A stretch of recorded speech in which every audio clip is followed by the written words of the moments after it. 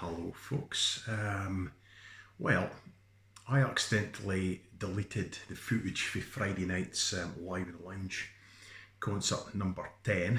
It's on Facebook still, you can see it there, but I've been posting to YouTube, so I didn't actually have the footage. So what I'm going to do is I'm going to play through all the fiddle sets that I played, hopefully without fluffing it, and I'll stick that up. So it's not quite the Friday night, there'll be none of the banter, nor the what's in the box, or what drama am I drinking, or anything like that.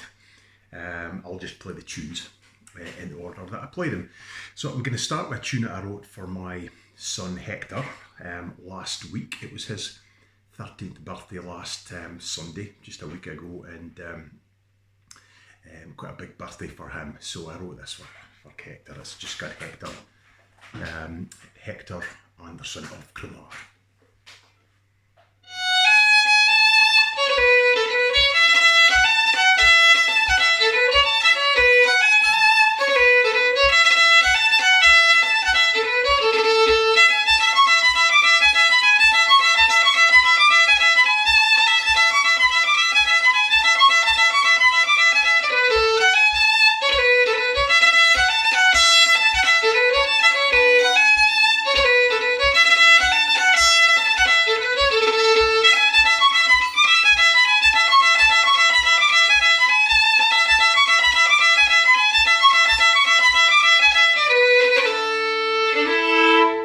So that's what we started with last Friday, just a wee tribute to Hector.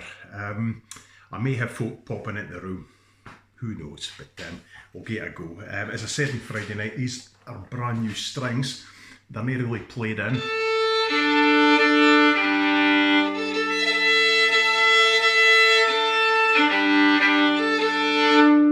The way I describe them is that it's almost like that. They're unseasoned, they haven't settled down, they were just new on, and they're a wee bit brash, lacking in the mellowness, getting a few scrapes, and they're a bit strident, a bit too heavy sounding, so they need to settle a little, but they're on, so we'll have to be going. Right, first couple of things that I recorded on Friday were two hornpipes, The High Level by James Hill from Northumberland, although he was born in Dundee, and then Kohler's hornpipe to follow it.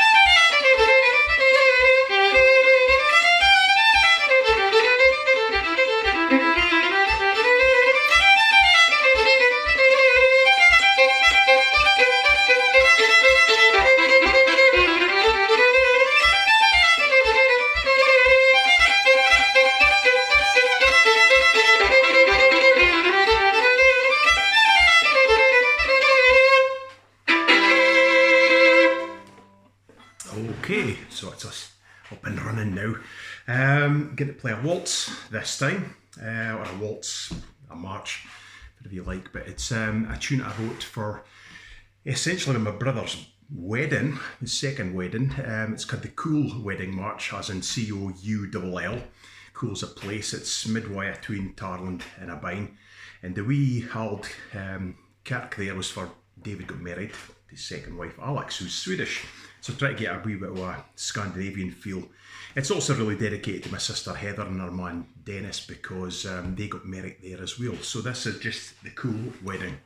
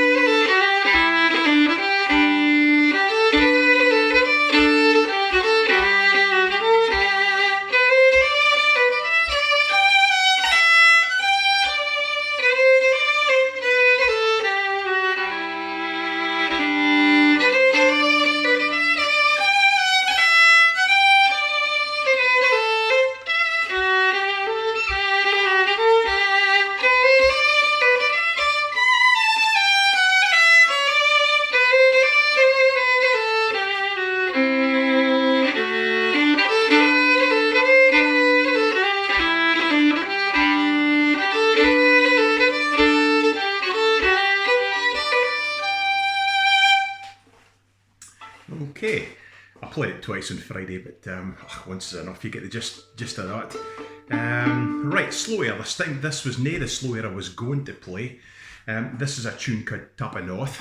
I was going to play Macpherson's Rant, but just prior to doing the concert, I was reading that there's been a massive discovery on the hill of Tap of North. They've discovered 800 hut platforms, and they reckon there was only 4,000, possibly as far as 8,000 folk living on Tap of North back in the late Roman period, which would make it certainly one of the biggest towns in Northern Europe. It's far bigger than anything was ever expected to be in Scotland till about the 12th century, so it's quite a big discovery.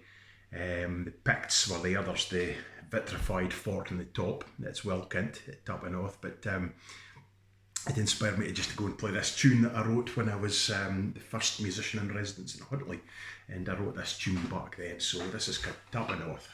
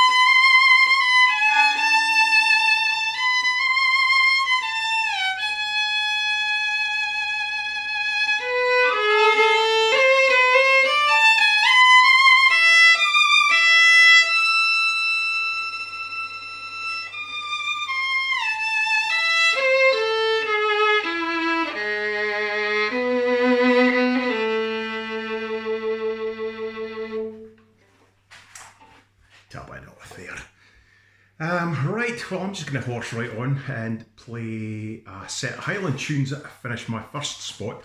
I'm just doing all my fiddle stuff here for my own amusement, but there'll be no showing us singing, would have been shown after this set. But the first tune is a march called Killiecrankie, which I think is really just about the area down in Perthshire, as opposed to the famous battle. But it could be about the battle, but I think it's probably about the place.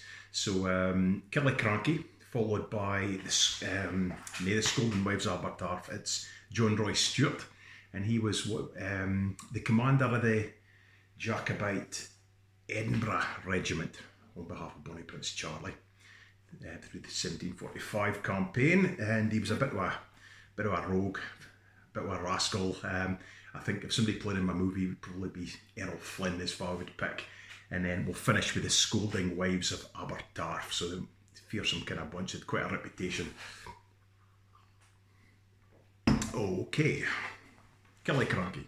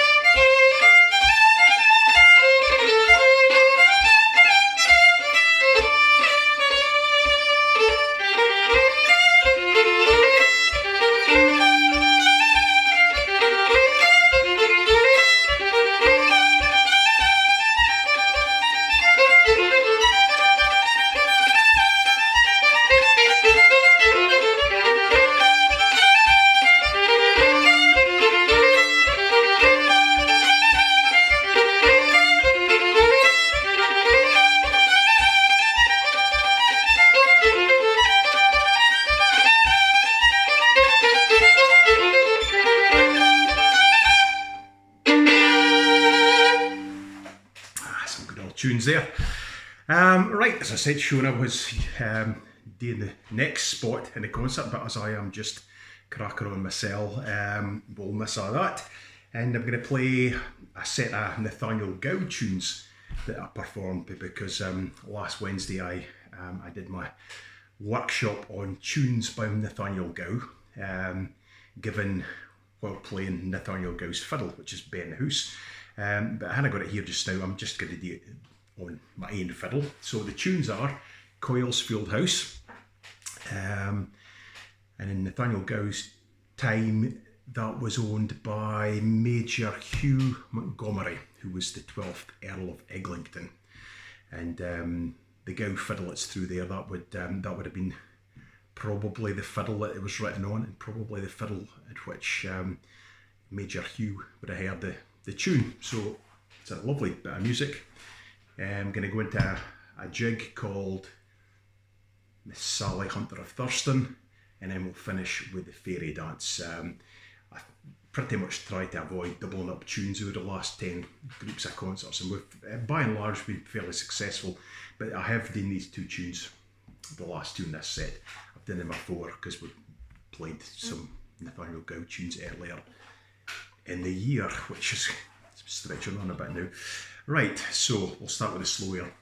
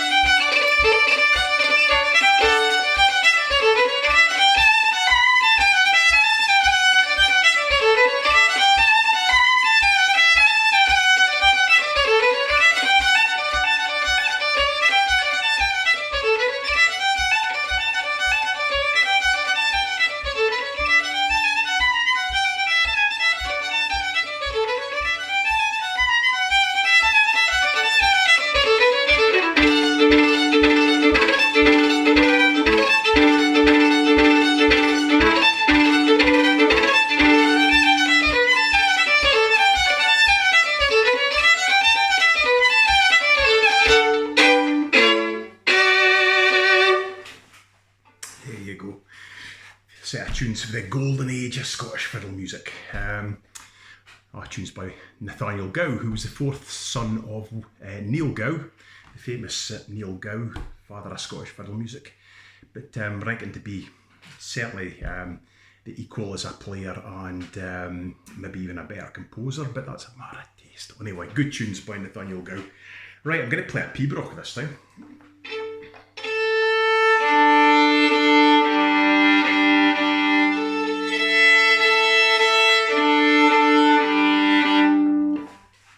I've deliberately not done this in edits and sort of pausing. I've just tried to go right through. So if I make a mistake, it is part of the performance. It's going to be different every time.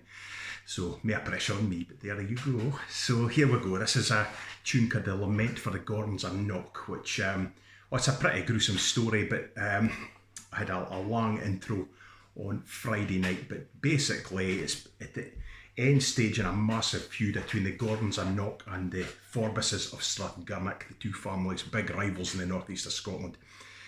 Powerful families, one Catholic, the Gordons were Catholic, the Forbuses were Protestant, so politics, religion, kind of land competition, blood hatred, a lot coming into play, and there was some major things happened, culminated with this incident for the seven surviving sons of Gordon and Knock. Knock Castle is still standing, it's ruinous, but it's just outside Ballater on Deeside. The seven sons went to cut peat, and the only peat moss in the district is on Strathgirnick land. And old Forbus of Strathgirnick heard that they were cutting peat in his land, and he set out with men, and they attacked him. And basically what happened, the seven sons were all killed. But nay satisfied with that, what he also did was he decapitated each and every one of them and tied their heads by their hair to their peat spades. So a really pretty gruesome thing to discover, as one of the servants from Knock Castle did, went to look for the boys who were late and discovered this appalling sight. This is, it's around about the 1590s. So just, if you can imagine Mary Queen of Scots period, that's probably close enough to imagine the period and how folk dressed in the kind of very much more dangerous times in present. So when the servant went back to Knock Castle, relayed the discovery to the father of the boys, he was so shocked that he passed out on the stairs, fell down the stairs and broke his neck and was killed. So the whole family were wiped out in one day. The local, he would have been the legal authority in the area, was Gordon of Abergeldy. When the news got to him about what had happened, he raised his men. They went to Strathgirnick House. They tried Forbus on the spot. He was hung for his own rafters, and then the house, stone by stone, was erased for the landscape, and so there's not a stone of that house exists. So this is my attempt at a pibroch. It's called The Lament for the Gordons of Knock. Pibroch, it's got a theme and then various variations that get more complicated as the tune goes on. It always comes back to the ground or the urler to finish. So here we go.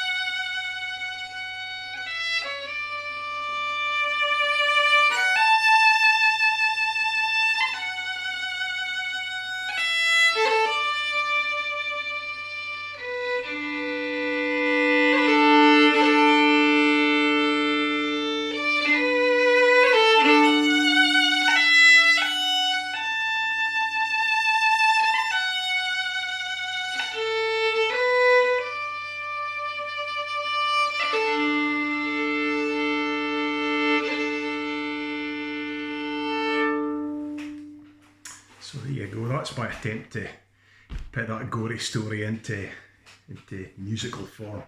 The Lament for the Gordons of Knock. Right, I'm going to play a set now that I didn't play on Friday, but I had it programmed in. It's a set of tunes by James Scott Skinner. I kind of felt like we'd run out of time, really. Would go on for over an hour as it was by this point, so I thought, right, I'll just knock this in the head, I'll play it next week. But I'm going to play it now for you. So a couple of them are certainly less well known Skinner tunes. The first one's called Who Dinna You Play More, or Why Don't You Play More, I think would be the translation. Cairney's Canter. John Brown, and this would relate to John Brown, who was Queen Victoria's Gilly up at Balmoral, and finish with a Hurricane, which is a well-kent Skinner reel.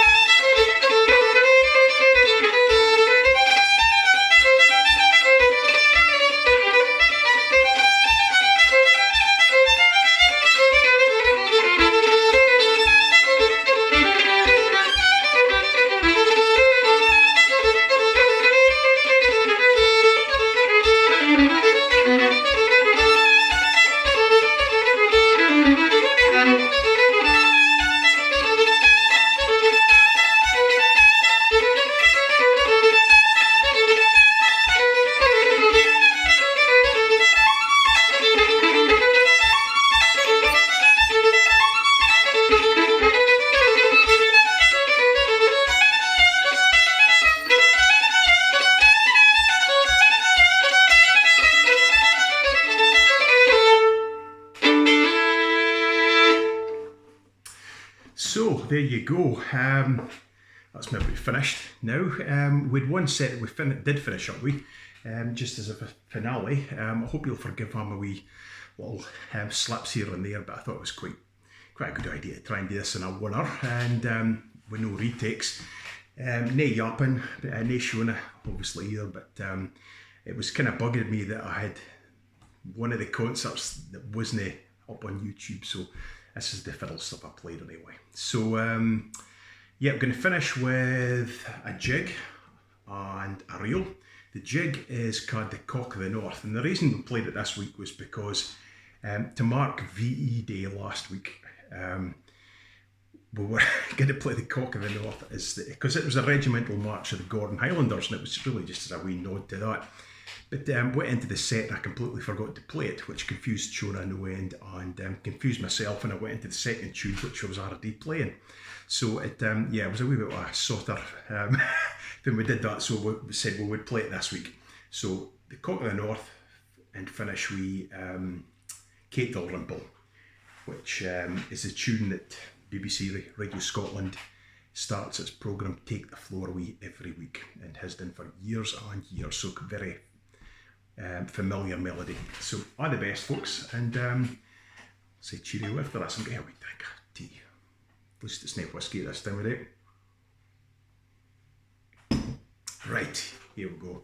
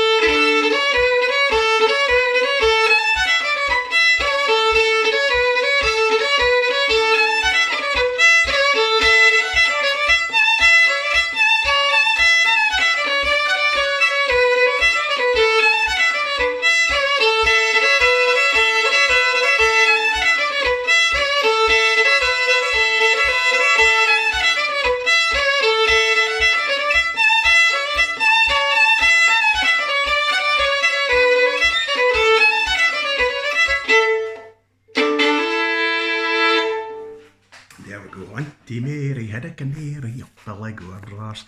That'll do, folks. Tuning in, going out a wee bit with the fiddle there at the end, but we'll see you later. Have a good night.